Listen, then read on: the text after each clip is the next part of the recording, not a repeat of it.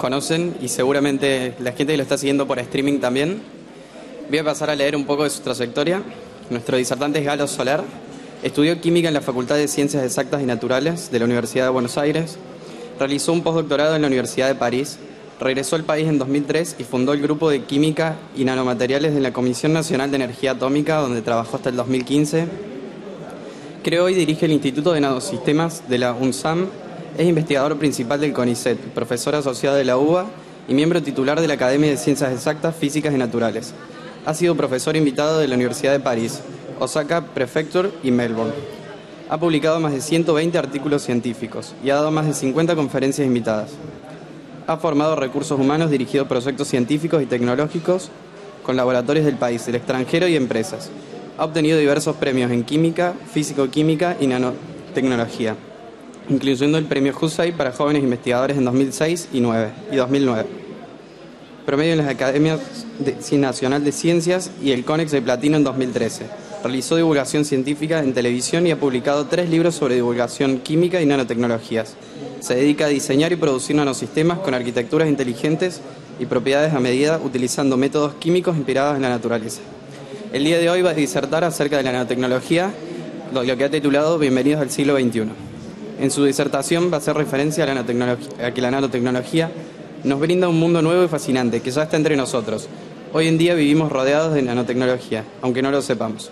En nuestros teléfonos celulares, autos, ropa, deportes, alimentos y nuestra salud. En los próximos 100 años, la nanotecnología va a cambiar el mundo tal como lo conocemos. Nos va a curar, dar energía, alimentar y mejorar nuestro medio ambiente. Las nanotecnologías son centrales para nuestra civilización y la base de su desarrollo futuro.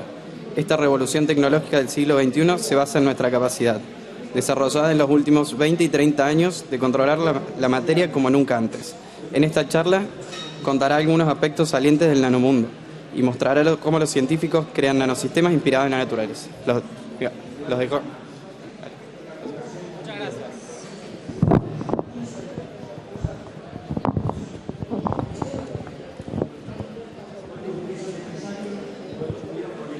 ¿Quieren rock? ¿Quieren rock? ¿Quieren rock? Bueno, pero antes un poco de ciencia. Bien, muchas gracias. Les voy a decir que cuando leí lo de Campus Party dije, bueno, me imaginé que me iba a poder tirar sobre gente que me llevara, o que iba a morir gente en el auditorio, que iba a morir yo mismo. Estoy un poco decepcionado, pero bueno, gracias por venir. Y espero que la pasemos bien este rato. Bien. Mi idea es contarles un poco sobre qué es la nanotecnología, qué se hace en Argentina, para qué la hacemos. Y la estoy contando el día después de que una marcha muy grande de científicos argentinos estuvo en el Congreso pidiendo ¿por qué no nos corten el presupuesto? Porque básicamente nos dejen hacer ciencia y tecnología. Y creo que una de las tareas importantes que tenemos los científicos hoy en día en este momento es de contarles a la sociedad por qué somos importantes. Espero que al final de mi charla podamos entender por qué la ciencia de avanzada que genera las tecnologías de avanzada son importantes en nuestra sociedad. Eso es muy relevante porque estamos en un país que necesita crear riqueza. Y estamos en un país que necesita ponerse al día tecnológicamente, porque si no vamos a ser ensambladores de máquinas que producen otros. Tenemos que pensar ciencia, tenemos que producir a partir de esa ciencia conocimiento. Ese conocimiento se tiene que traducir en tecnología y en innovación. La innovación no es simplemente pensar alguna app divertida, sino realmente repensar lo que es el mundo y modificarlo a nuestro antojo. Y de eso se va a tratar lo que voy a hablar hoy sobre nanotecnología o nanotecnologías, que son las tecnologías que están cambiando hoy el mundo y que lo van a cambiar en los próximos 50 años. Dime, ¿le puedo pedir que suba el volumen? Creo que de acá para atrás se escucha un poco mejor, porque yo tampoco escucho nada. No tengo retorno tampoco. Pero sí le puedo decir que lo mueva. Sonidista, dales poder. Acá adelante no escuchan nada, pobre gente. Bien. Bueno. ¿Quién Le voy a hacer un... mejor. Ahí va mejor. No hace falta que grite, porque si no después vuelvo a casa y no le puedo gritar a mis hijas. ¿Está muy fuerte ahora? Ahora hablo más bajo. Are you lonesome tonight? Bien. Voy a hacer una pregunta que siempre hago cuando empiezo estas conversaciones. ¿Quién nunca usó nanotecnología? Que levante la mano, por favor. Nunca. ¿Quién usa nanotecnología al menos una vez por año? ¿Quién la usa 3 veces o más por semana? ¿Quién usa nanotecnología todos los días? Sí, les voy a pedir que levanten todos la mano, porque todos usamos nanotecnología todos los días. Ahora lo vamos a ver. Pero cada vez que usamos un auto, usamos nanotecnología. Cada vez que usamos un disco rígido, usamos nanotecnología. Cada vez que nos lavamos los dientes, usamos nanotecnología. Cada vez que nos tomamos un Aquarius, usamos nanotecnología. Y ahí, cada vez que usamos un Evatest también, no creo que la mitad de nosotros lo usemos, pero bueno, de todas maneras. Pero, ¿quién tiene idea? ¿Quién nunca oyó hablar de nanotecnología? No te creo. Porque sos muy joven, apenas aprendiste a leer. Bien. Bueno, entonces, ¿qué es la nanotecnología o qué son las nanotecnologías? En primer lugar, son un conjunto de nanotecnologías en los que ya estamos inmersos hoy en día, y es un conjunto de nanotecnologías lo que se viene, lo que va a cambiar la manera de ver y usar el mundo, no solo nuestra manera, la de mi generación, sino la de vuestra generación, la de vuestros hijos, nietos, bisnietos y chosnos. La nanotecnología ha venido para quedarse.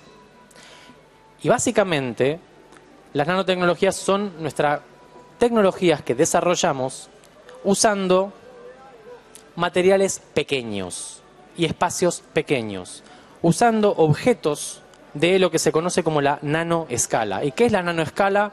La nanoescala es la escala de los nanómetros. ¿Y qué es un nanómetro? Una unidad de medida.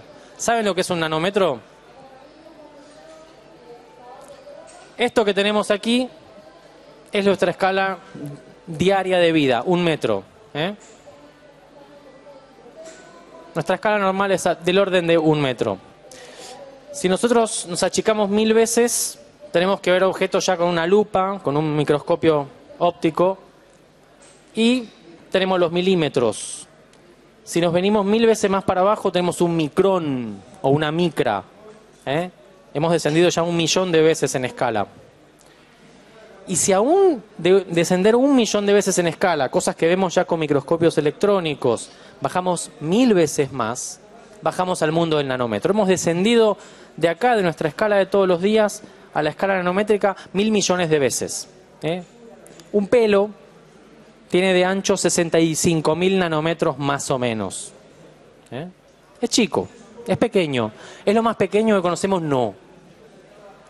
Porque los átomos son más chicos que un nanómetro. Entonces un químico o un biólogo molecular que están acostumbrados a trabajar con átomos y moléculas, no les parece tan chico. Pero a nosotros en nuestra vida de todos los días nos parece enormemente chico. De hecho, en un nanómetro caben más o menos apretaditos, digamos, como en el subte, 10 átomos de hidrógeno, 4 de silicio y 3 moléculas de agua, sin gas. Bien, esta escala lo que tiene de interesante es cuando la materia se reduce a esa escala, aparecen nuevas propiedades y nuevas fuerzas que son las que manejan todo lo que ocurre a esa escala. Diciéndolo de manera un poquito vulgar, tengo buenas y malas noticias. Las malas noticias es que el tamaño importa. Las buenas es que cuando los objetos son muy pequeños, hay nuevas y maravillosas propiedades, señoras y señores, que vale la pena probar. Bien, ¿cómo ha sido la historia de la nanotecnología? Se ha desarrollado desde tiempos inmemoriales, pero sobre todo en los últimos 20 a 30 años hemos adquirido los científicos, los tecnólogos, la capacidad de ver y de tocar individualmente átomos y moléculas. Créanme, cuando yo empecé a estudiar química, se llamaba alquimia y había tipos con peluca. No fue hace tanto. Pero la manera que teníamos los químicos de visualizar los átomos era de manera indirecta.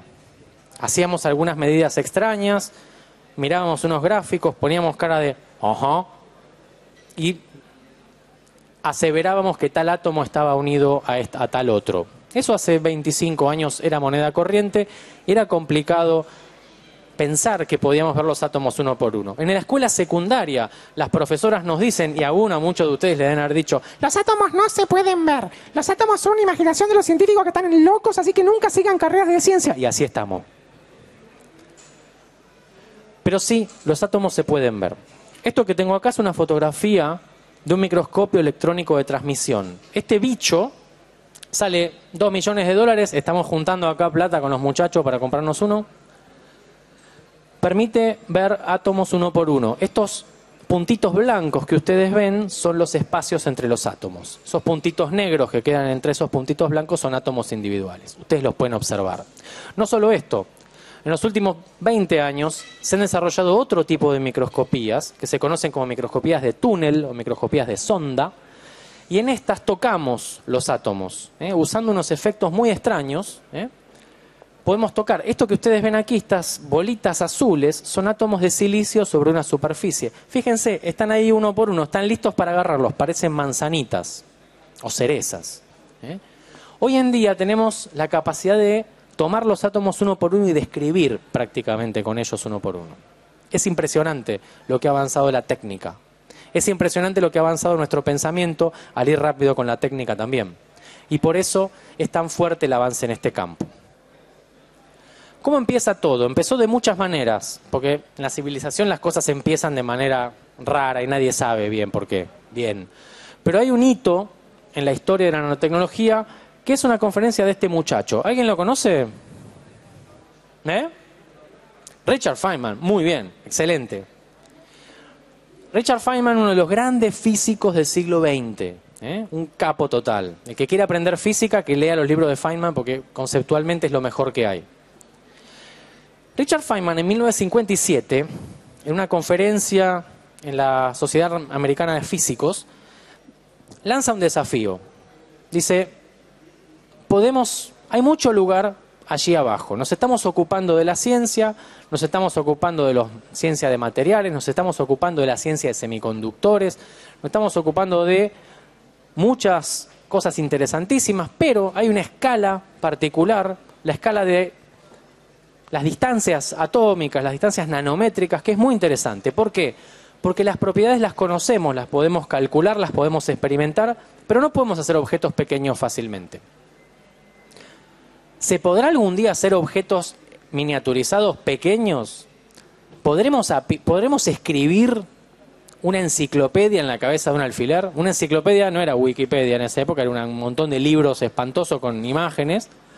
Y el tipo las quería transcribir píxel por píxel, letra por letra. Cuando hace las cuentas se da cuenta de que escribir la enciclopedia británica, la de la época, la de la bisabuelo de todos nosotros, en un papel píxel por píxel le iba a costar poder escribir con resolución de píxeles de más o menos 3 nanómetros de diámetro, para pasar las letras, los dibujitos, todo. Dice, hay mucho futuro ahí abajo, hay mucho lugar para hacer cosas divertidas. Si pudiéramos reducir las distancias, las computadoras no tendrían por qué ocupar un edificio entero. Bastaría con una pieza. 1957. Bueno, 60 años más tarde, las cosas van bien. Este era un transistor en 1947. ¿Saben lo que es un transistor? ¿Quién usó un transistor alguna vez? Todos los días tenemos miles de millones de transistores en el teléfono celular, que forman un circuito integrado. ¿Sí? Que es el que nos permite mandar los WhatsApp, bajar porno, todas las cosas interesantes de la vida se hacen gracias a los transistores famosos. Esto era un transistor en 1947 de las primeras versiones. Ocupaba lo que una caja de zapatos. Una caja de zapatos. Un transistor. Se fue miniaturizando y hoy en día un transistor ocupa un lugarcito de 20 por 15 nanómetros. Somos capaces de escribir un transistor. Un transistor es una cosa relativamente compleja, pero somos capaces de escribirla en un lugar pequeño, de apilar 1.000 millones de transistores para poder hablar por teléfono y usar nuestras computadoras. No solo de apilar tantos transistores, somos capaces de fabricarlos en masa y baratos. Y hasta hubo un tipo que hizo Pokémon Go programando esos transistores. Duró lo que un suspiro. Ahora bien, hemos logrado hoy en día miniaturizar la materia a escala. Esto es un transistor, ¿eh? La corriente sale de aquí, hay una canilla acá que lo amplifica esta corriente o no la deja pasar y sale eventualmente por acá. Y esto es la base de la electrónica. Podemos hacer millones, podemos hacerlos chiquititos. ¿Eso es nanotecnología? Bueno, eso es una parte de nanotecnología. Tiene que ver con lo que se conoce como miniaturización. Es lo que le encanta a los ingenieros electrónicos. Y en cierta forma es nuestra capacidad, y está ahí nuestra capacidad, de hacer materia chiquitita. Pero hay cosas mucho más alucinantes. No solo la nanotecnología no solo es hacer cosas chiquitas, es hacer cosas que tienen nuevas propiedades totalmente diferentes, extrañas, pero manejables. Esto que ven acá es un cable de oro. Y seguramente que en el colegio a todos nos han enseñado que existe algo llamado las propiedades intensivas. ¿Se acuerdan qué lindo que era eso? ¿Cuáles son las propiedades intensivas del oro, alumno? Díganme 3. Propiedades intensivas de cualquier sustancia de materia. Punto de fusión. Punto de fusión, punto de ebullición, punto de congelación es lo mismo. Densidad, muy bien. Otra. A ver los químicos. No, son tímidos. Color, muy bien. Conductividad eléctrica. Todas las propiedades que distinguen una sustancia. Y estamos seguros de que son totalmente inamovibles. Nos enseñaron eso, ¿no? Estructura, propiedad. El oro conduce la electricidad, es dorado, funde a 1063 grados, tiene una densidad de 400 millones de kilómetros cuadrados por mol. Bueno, es verdad. Este material, oro, tiene ciertas propiedades intensivas, pero mientras sea grande. Cuando un pedacito de oro tiene 5 o 10 nanómetros de diámetro, aquí hay unos frasquitos con oro, es rojo y no conduce tanto a la corriente. Y como muestra este gráfico, el oro funde a 1063 grados, pero cuando tiene 5 nanómetros, el oro funde a 800 grados. Y el punto de fusión depende del tamaño. Y el color depende del tamaño, porque este oro de 20 y pico nanómetros es violeta. ¿Qué pasa? Cuando uno hace la materia chiquitita, las propiedades no dependen solamente de qué es la materia. Ay, me vengo acá que escucho por lo menos esto. No depende solamente de la composición de la materia, sino que depende también del tamaño, de la forma y de lo que se nos ocurra, de un montón de cosas. Los materiales se vuelven algo parecido a una molécula. Entonces, ¿qué pasa? Es la maravilla de la innovación. El oro ya no es oro. Es cualquier tipo de oro que a mí se me ocurra fabricar que tenga cualquier tipo de propiedades, que pueda patentar. ¿Se dan cuenta de la explosión tecnológica que esto significa? Es enorme, es inmenso, es ilimitado. Así que lo primero que les quiero decir es, la nanotecnología o las nanotecnologías basadas en el uso de estos nanomateriales nos abren un mundo nuevo. Es como un mundo unidimensional al cual le agregamos 2 o 3 dimensiones nuevas. Tenemos espacio para divertirnos, para hacer ciencia y tecnología por miles de años, solamente con esto. Se acaba también, no voy a tener tiempo de decirlo, se acaba también la distinción entre este material es orgánico, este material es inorgánico, la materia está viva, la materia está muerta. No, la materia es todo lo que se nos ocurra hacer. Podemos jugar con la materia, podemos crear vida artificial. La biología sintética, que es una rama nueva de la biología, se basa en el control de los materiales a escala atómico, molecular y nanoscópica para producir eventualmente seres vivos a partir de tubo de ensayo, muchachos. Y eso les va a tocar a ustedes. Bien, entonces esto es muy rupturista. La materia ya se puede controlar, ya podemos cambiar las propiedades y ya podemos aprender un montón sobre ella. Voy a dar algunos ejemplos simples de esto. Este viejo que está acá, también está en el billete creo que de 5 libras, es Michael Faraday. Muchos hemos odiado a Michael Faraday por las ecuaciones de Faraday que había que resolver problemas de química, pero era un grosso. Este fue el primero que se dio cuenta de que el oro cambiaba de color con el tamaño. 1857 tiene un paper sobre eso. Esto que está acá son vidrios de esto que está acá es un licor de partículas nanométricas de oro que hizo Faraday en esa época y que 150 años más tarde acá está. Bueno, acá no, en un museo de Inglaterra. Lo salvaron, de hecho, de los bombardeos en la Segunda Guerra Mundial, se lo llevaban al sótano corriendo. Esto que está aquí son vitrales de una catedral cuyos colores rojos están formados por oro, los azules medio pálidos por algunas nanopartículas de plata y los amarillos por nanopartículas de plata más grandes. Y esto que está aquí es un EVA test, que dio resultado positivo. Felicitaciones. Es una nena. El EVA test, de hecho, funciona usando nanopartículas de oro, combinando nanopartículas de oro con anticuerpos. O sea, agarramos un cacho de oro, le cosemos un anticuerpo arriba y eso funciona para detectar si una señorita o señora está embarazada. Y lo hacemos por rutina. Y potencialmente lo podemos trasladar a cualquier plataforma de detección. Eso se puede hacer hoy en día sin problemas. Entonces se pueden hacer maravillas. Bien, ¿dónde más está la nanotecnología? Como les conté, los automóviles, los catalizadores. Quien haya vivido hace 30 o 40 años en Buenos Aires, los autos no tenían catalizador, la combustión de las naftas era un desastre, salían partículas de carbón, salían óxidos de nitrógeno y la atmósfera de la ciudad era de color amarillo, marrón espantoso, lo que pasa es que estábamos acostumbrados.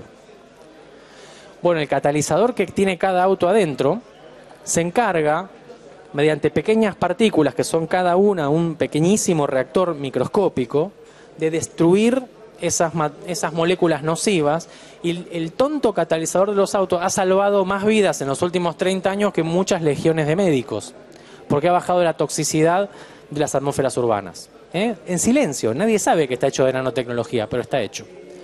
Los neumáticos, los plásticos, algunos vidrios de los autos, los tableros que son más livianos, todo esto contiene hoy en día nanotecnología. Los discos rígidos contienen nanotecnología. El lector de un disco rígido traduce el campo eléctrico que tiene la información del disco rígido, el campo magnético donde se guarda la información de un disco rígido a un campo eléctrico que se lee muy fácilmente y con una señal muy débil magnética, uno puede tener una gran diferencia de señal eléctrica, con lo cual es muy eficiente. Este efecto se llama efecto de magnetoresistencia gigante, no es nada que ver con Clarín, y fue descubierto en los años 80 por científicos franceses y alemanes que ganaron el premio Nobel.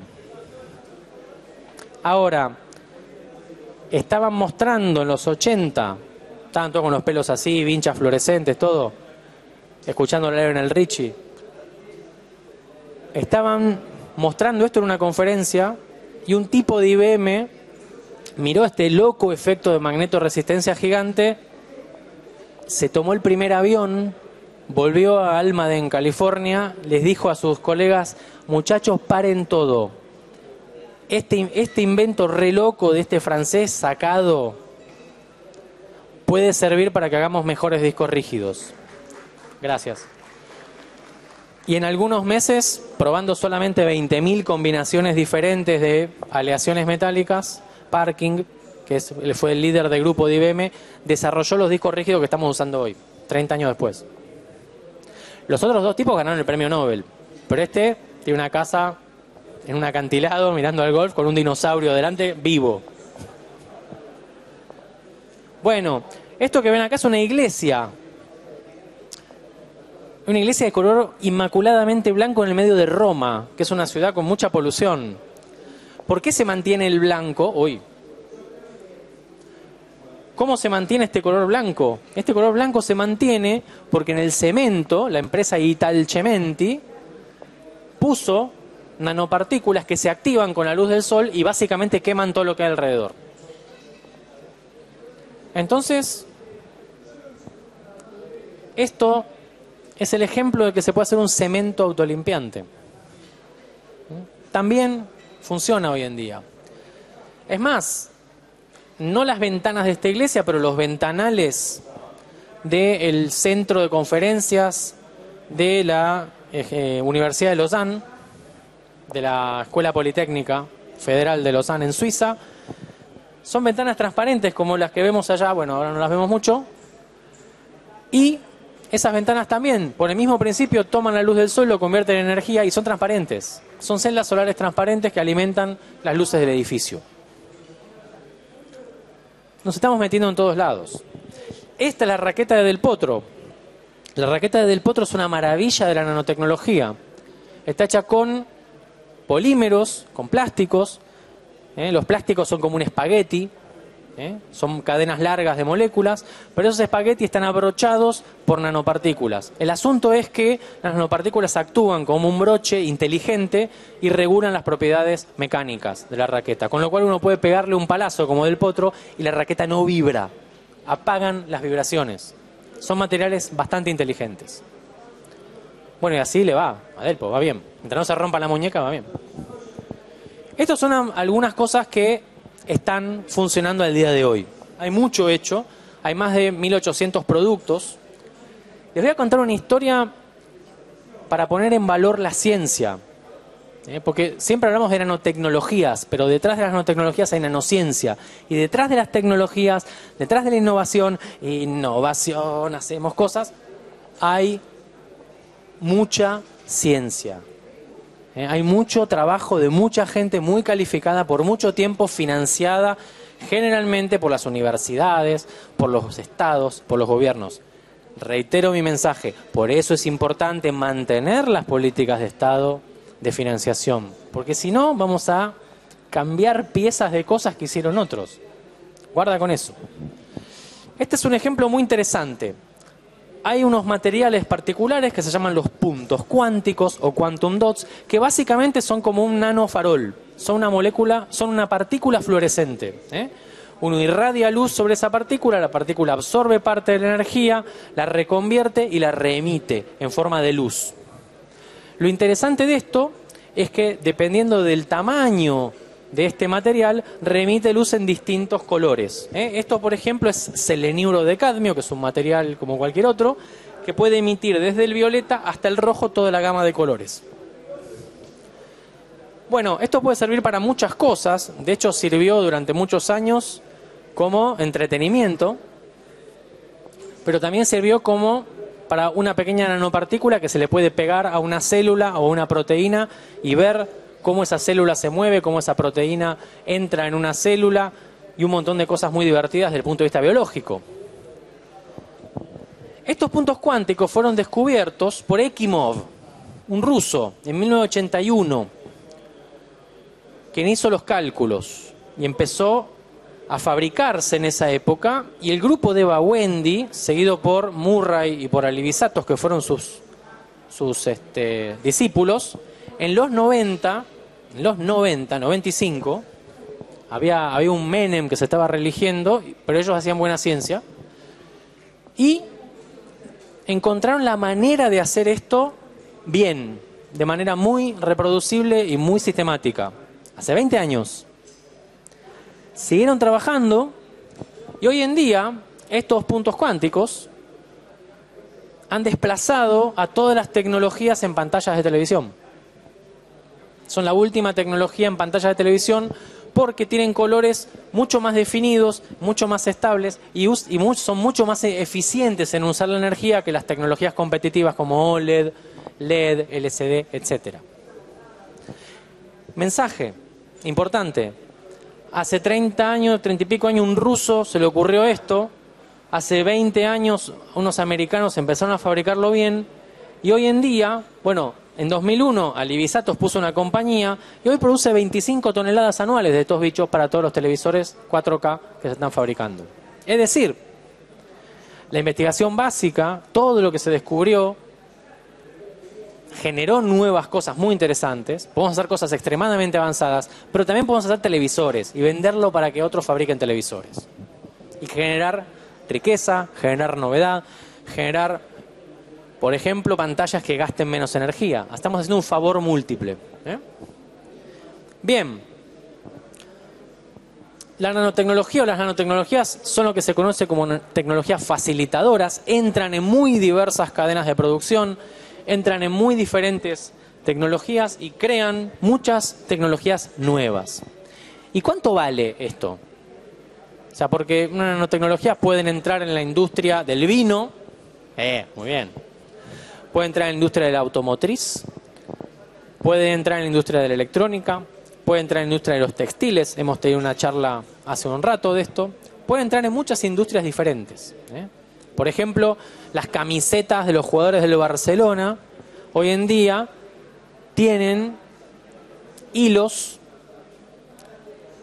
que sensan, tienen tejidos que sensan el sudor de Messi, por ejemplo, y dicen, a este Messi le falta potasio, por ejemplo, o está un poco frío acá adelante, o lo que venga, y la camiseta misma, con el aporte de esas nanotecnologías, es en sí mismo un sensor que se usa mientras uno está jugando al fútbol. O sea, hay una enorme variedad de tecnologías que se pueden incorporar y un enorme grupo de industrias que se están desarrollando al respecto. ¿Y cuánto vale esto? Vale mucho. En 2000, cuando se lanzó la primera iniciativa nano en Estados Unidos, el líder de esa iniciativa, Mijail Rocco, dijo: yo estimo que hacia 2020 el volumen de productos generados por la nanotecnología va a valer más o menos $1 trillón, $1 trillón americano. 10 a la 12 dólares, ¿no? Es lo que para nosotros sería $1 billón. Bueno, ya se ha pasado esa cifra. La cantidad de productos que contienen nanotecnología, sean automóviles, camisetas de Messi, televisores, lo que venga, ya ha superado esa cifra. Es decir, está funcionando. ¿En qué campos va a impactar más la nanotecnología? En todos. No hay cómo escaparse. La capacidad que tenemos de innovar usando nanotecnología es inmensa. Vayan a algunos campos estratégicos, como por ejemplo la energía. Hoy en día se pueden hacer celdas solares transparentes, celdas solares flexibles, sobre todo celdas solares baratas y que no tienen problemas ecológicos. Hacer una celda solar de silicio cristalino es muy interesante desde el punto de vista de colección de energía, pero purificar silicio para tener silicio de calidad cristalina implica un gran gasto energético, con lo cual el costo ecológico hay que calcularlo y no es trivial. Bueno, hoy en día se pueden usar pigmentos para hacer celdas, pigmentos que se venden de bolsas de 20 kilos de nanopartículas. Se pueden usar, hay tecnologías que usan hidrógeno, hay tecnologías en energía que implican fotosíntesis artificial. En las plantas generan sus azúcares tomando luz del sol, agua y dióxido de carbono. Hoy en día estamos trabajando para convertir agua y dióxido de carbono en el producto químico que querramos, usando luz. Y lo podríamos tener en el celular y decir, uy, me quiero hacer un Walter White con luz, dióxido de carbono y agua. Se podría hacer, ¿por qué no? En el celular.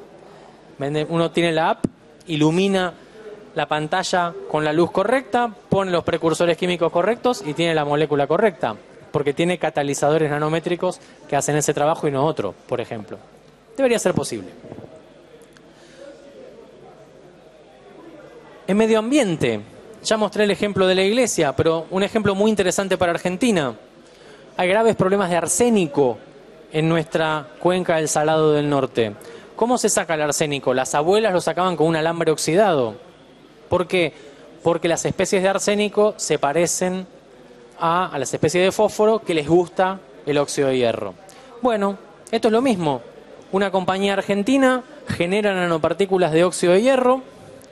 Estas nanopartículas en la superficie se oxidan y pueden básicamente chupar todo el arsénico que hay dando vueltas. Estas partículas son tan pequeñas que se pueden inyectar en la napa de agua, pero son suficientemente grandes como para que una vez que atrapan el arsénico, quedan atrapadas en la porosidad de la roca. Entonces se puede purificar un acuífero usando nanopartículas. Se pueden detectar, se pueden hacer sensores muy impresionantes y capturadores de contaminantes muy impresionantes usando todas las propiedades de alta superficie específica y de activación de nanomateriales. ¿Cuál es el campo más fuerte hoy en día, además de medio ambiente? Todo lo que es purificación de aguas. el tema de la salud. Los nanomateriales son pequeños, los nanosistemas son pequeños. Uno puede hoy en día diseñar una nanopartícula que tenga un remedio adentro. Esta nanopartícula puede tener anticuerpos, lo vimos, se los mencioné en el caso del EvaTest. Pero a esta nanopartícula uno le puede poner válvulas moleculares. Yo sé que parece que estoy loco, es verdad, es probable que lo esté. Pero las válvulas moleculares no son una cosa muy extraña. Le acaban de dar el premio Nobel este año al tipo que inventó las válvulas moleculares. Así que créanme, los suecos tienen razón. Esto es una maquinaria que puede circular por el cuerpo eventualmente y los anticuerpos pueden detectar una célula defectuosa. Y las válvulas moleculares pueden ser diseñadas para ser abiertas cerca de un tumor donde el pH del cuerpo baja, entonces puede abrir una válvula y largar el medicamento solo ahí, no en el resto del cuerpo. Entonces no nos quedaríamos pelados. Es decir, se puede ir hacia una medicina personalizada. Hoy en día, si bien esas terapias están en búsqueda, hay un montón de regulaciones que nos separan todavía del uso de eso, pero hay muchísimos productos ya de detección, de diagnóstico en el mercado. Así que en salud es un campo muy impresionante, junto con medio ambiente y junto con energía, son tres campos muy fuertes. También hay muchísimo hecho en alimentos, en remediación de suelos, etcétera, pero no quiero abundar en detalles. Bueno, por último, les voy a contar algunas cosas en los minutos que quedan.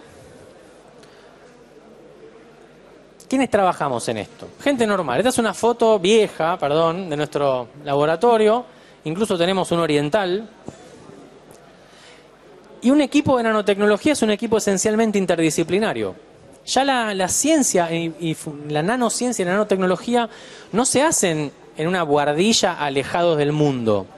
Se hacen comunicados con todo el mundo y se hacen mediante la colaboración con un montón de disciplinas diferentes. Porque tenemos que tener el biólogo que nos diga la nanopartícula tendría que atacar tal tipo de tejido. Tenemos que tener el biotecnólogo que nos diga para eso hay que hacer tal anticuerpo. Tenemos que tener el químico que nos diga el anticuerpo a la superficie y lo pegamos así. Y así siguiendo. Tenemos que tener el físico que nos diga para que esto funcione lo tenés que irradiar con luz de tal longitud de onda y la mejor manera es meterle una antena que haga esto. Entonces ya los equipos son interdisciplinarios. Acá tenemos químicos, físicos, biólogos, ingenieros. Es esencialmente interdisciplinaria la nanotecnología. Por eso cuando me preguntan, ¿dónde se estudia nanotecnología? En cualquier lado. Mientras estudien, está todo bien. Otra cuestión que es importante, hablamos mucho de innovación, hablamos mucho de tecnología, pero es importante, y lo recalco nuevamente, la creación de ciencia y recurrir a la ciencia básica de alto nivel. Y en ciencia nos enseñan siempre a los científicos que no somos nosotros los genios. Nosotros venimos aprendiendo de un montón de gente, de otras viejas tradiciones por ahí, y de nuestros maestros. Y en el fondo somos enanos subidos a hombros de gigantes que vemos más lejos porque ellos son altos.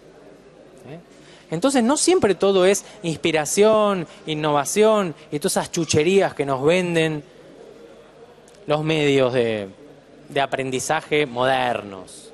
Es el estudio, y es la capacidad de aprender lo que nos transmiten. Y la capacidad también nuestra de transmitir a los que vienen. Porque así es como vamos a hacer las cosas realmente bien. Esta frase de somos enanos en los hombros de gigantes ya en el siglo XII la decía Bernardo de Chartres, quien está retratado en este vitral, que a su vez está hecho con nanopartículas. Por eso lo puse.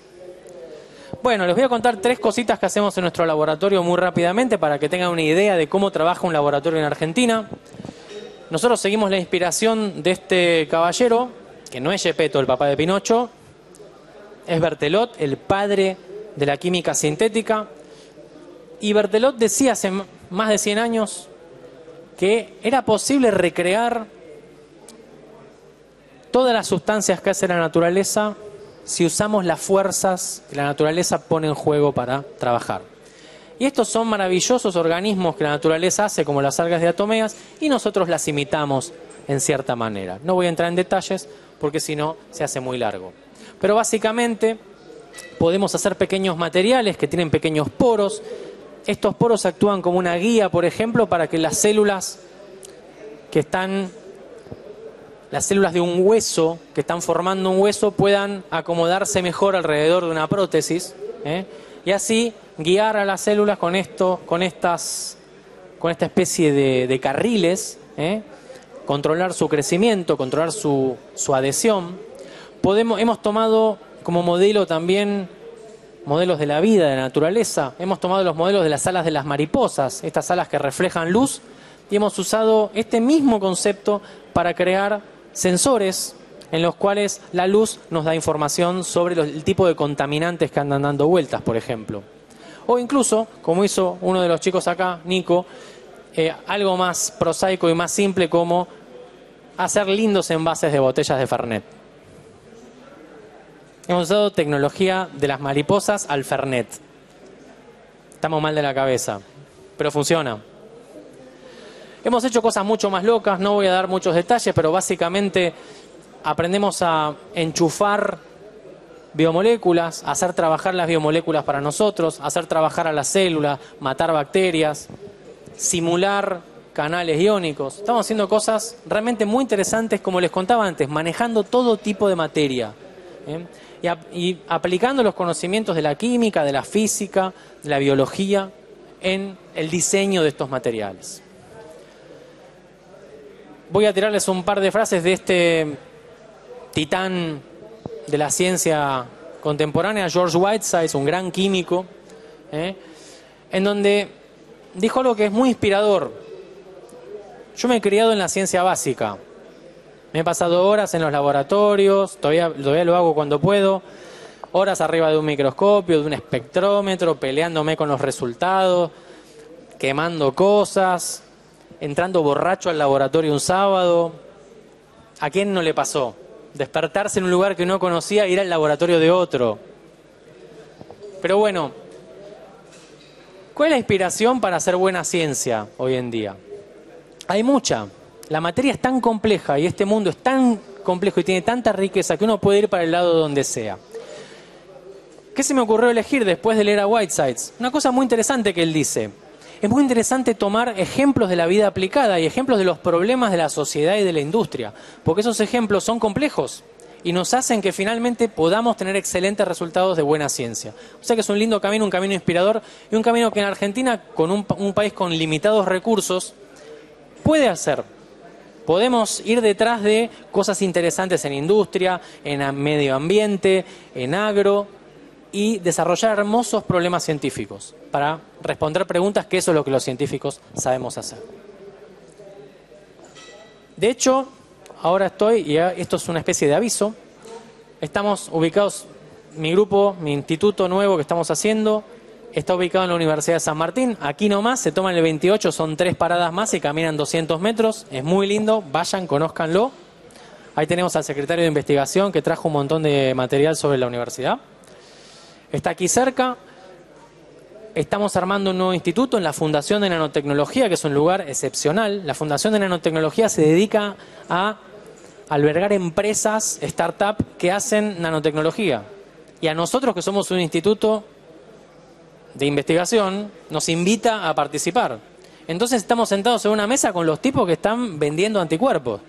Y le decimos, che, ¿no te sobra un poco para ponerle a esto? Y tenemos unas charlas divertidísimas con gente que hace negocios con la ciencia y con la tecnología y que emplea tipos de ultra alta capacitación.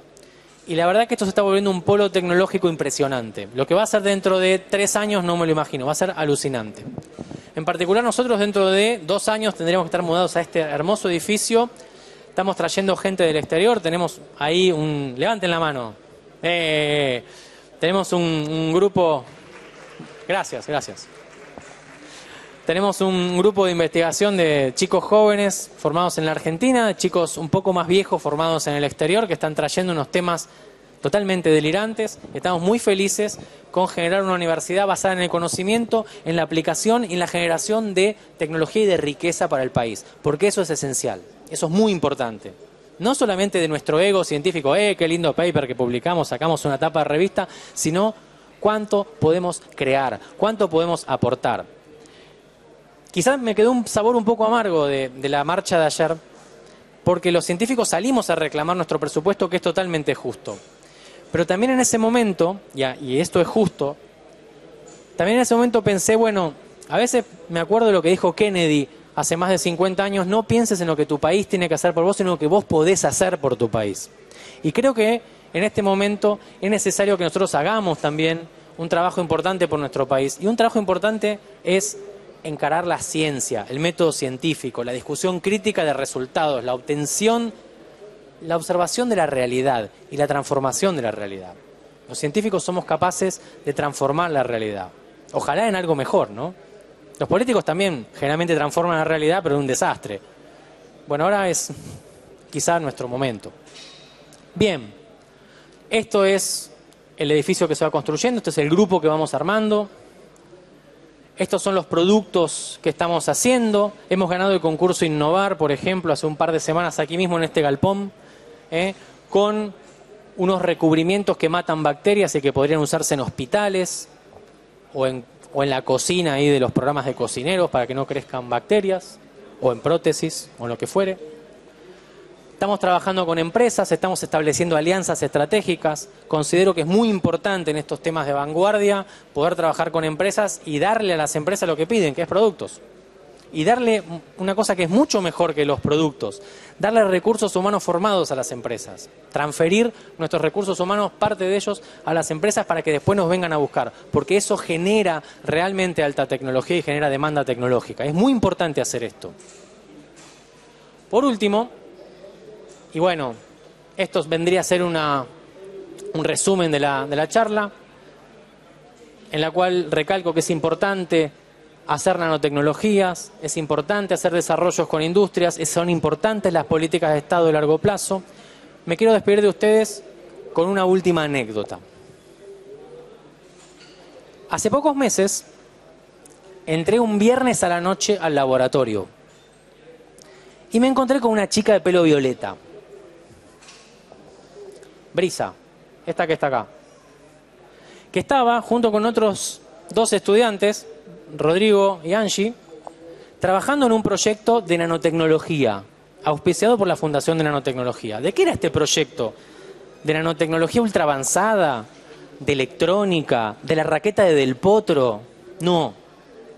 Era un proyecto para tratar de que las chapas que forman las casas de estos chicos, que son de la escuela de San Martín, de la escuela secundaria de San Martín, no se corroyeran. Las chapas de las casas de los chicos que asisten a la escuela secundaria de la Universidad de San Martín, que están en lugares totalmente desfavorables, totalmente olvidados de la mano de Dios y del diablo también, se llueven. Les ponen un aerosol con un polímero y ese polímero por la acción del sol se descascara y se siguen lloviendo. Entonces a los jóvenes que trabajan en el instituto se les ocurrió trabajar con estos chicos de la escuela y hacer un recubrimiento basado en nanopartículas que absorben la luz solar y pueden evitar que eso se rompa. Bueno, el trabajo de estas chicas, Brisa, Tamara y Melody, y también de Angie, de Rodrigo y de Karina, que es la docente del grupo, en reparar estas chapas, en poner una nanocapa de un material, resultó en que la Fundación de Nanotecnología les diera el premio al mejor proyecto. Y esto ilustra algo que es muy importante. Se pueden hacer cosas sofisticadas pensando de manera sofisticada, no solamente teniendo cosas sofisticadas. Y se puede modificar la vida de la gente usando tecnologías avanzadas y pensando. Esto les quería decir, queremos mejorar la vida de la gente y este desafío ha sido muy bien cumplido por el equipo de nuestro instituto. Por último, los dejo con algo para que se lleven a su casa. Las nanotecnologías son maravillosas, las altas tecnologías son maravillosas, la ciencia es maravillosa, es un camino apasionante. Pero además, la ciencia es el camino para salir de lo que no queremos ser. Esto lo decía hace como 50 años Pandit Nehru, que fue el primer ministro de India. Acá está una foto con Mahatma Gandhi. Estos tipos liberaron a la India de Inglaterra, usando métodos pacíficos. Y la India es un país tremendamente desigual. Pero lentamente lo fueron conduciendo a mejorar. Lentamente, es muy difícil cambiar la cultura. Pero ¿qué pensaba Nehru? ¿Qué pensaba esa gente? La ciencia puede resolver el problema del hambre y la pobreza de un país como la India, un país rico en que la gente muere de hambre. Cualquier similitud no es mera coincidencia. Tenemos que hacernos amigos de la ciencia, abrazarla y procurar dominarla para que nos ayude. Muchas gracias.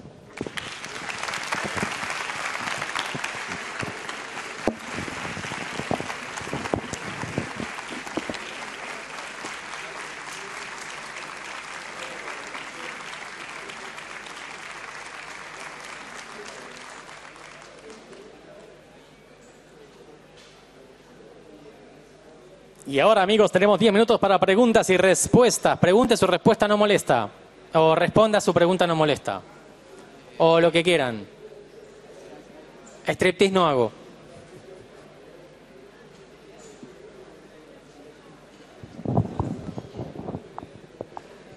Hola, buenas tardes.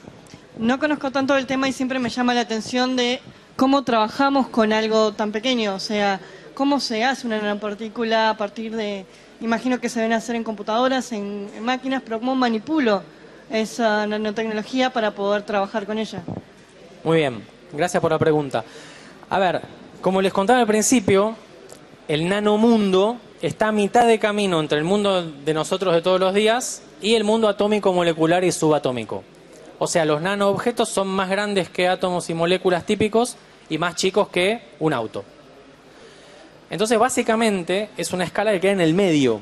Entonces, podés acceder de dos maneras. De arriba hacia abajo, miniaturizando lo que hace la industria electrónica, siendo cada vez más precisos en generar sobre una superficie, por ejemplo, canalcitos que conducen la corriente y que son pequeñas piezas. O sea, eso es lo que se llama camino de arriba hacia abajo o top-down. Uno diseña esos circuitos, por ejemplo, en una computadora, uno los pasa a una máquina que básicamente los imprime por litografía, y uno puede acceder a miniaturizar de arriba hacia abajo. De arriba hacia abajo, top down. También uno puede tomar átomos, conectarlos y generar un objeto del tamaño adecuado. Eso es lo que se conoce como bottom up, o de abajo arriba. Y en esto, por ejemplo, si yo quiero hacer una nanopartícula de oro, puedo tomar átomos de oro, una sal de oro, como los alquimistas, como Faraday, ponerle otra molécula que le dé electrones a eso y que produzca un pedacito de oro chiquitito y controlar el crecimiento de ese oro muy bien hasta llegar al tamaño adecuado. Hoy en día existen las dos vías de las tecnologías. Y, por ejemplo, Cristian, ahí, la semana pasada, me hizo unas nanopartículas de oro fluorescentes de dos colores distintos, muy lindos, así, uniendo más o menos átomo por átomo, como si fuera una especie de ingeniero atómico, digamos. Pero se llega o por arriba o por abajo. Por ahí tecnologías desarrolladas de las dos rutas. Requiere precisión, requiere conocimiento, pero se puede hacer.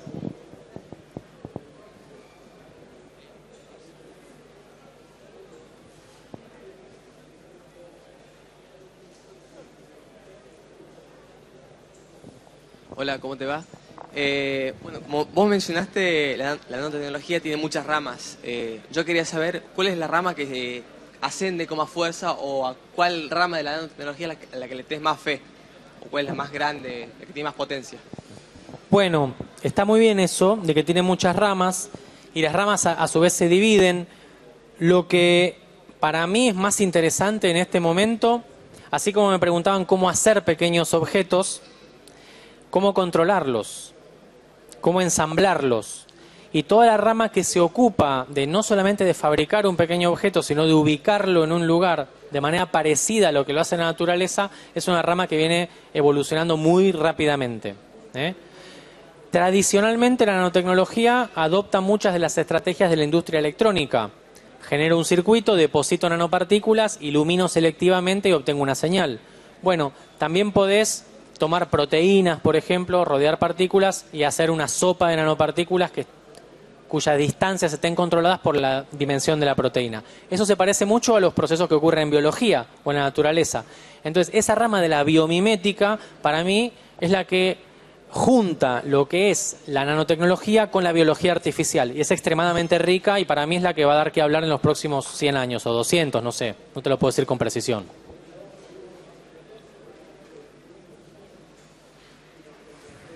Hola, ¿se escucha? Sí. Ahí está. Quería preguntarte qué startups conoces de nanotecnología o biotecnología, tanto de Argentina como de afuera, pero sobre todo de Argentina, para saber Bien. qué hay.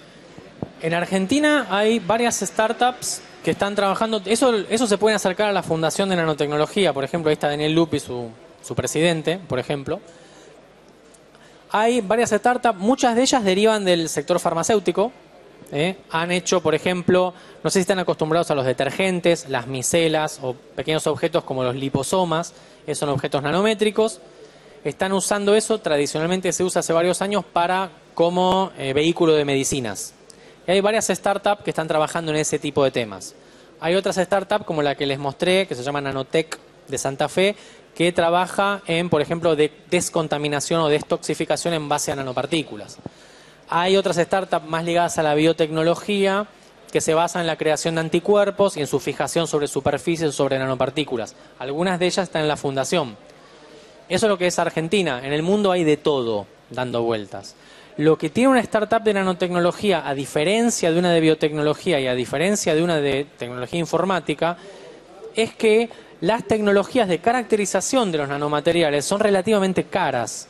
Entonces, en muchos casos, en Estados Unidos ocurre, por ejemplo, están cerca de las universidades y cerca de centros universitarios que actúan como polos.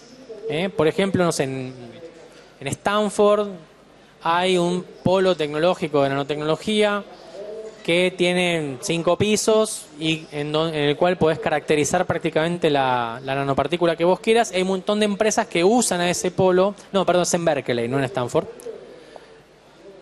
que usan ese polo para poder validar lo que hacen, pero las ideas las tienen afuera, por ejemplo, en una startup. Hay muchísimo hecho y hay muchas compañías grandes que están comprando esas startups muy rápidamente.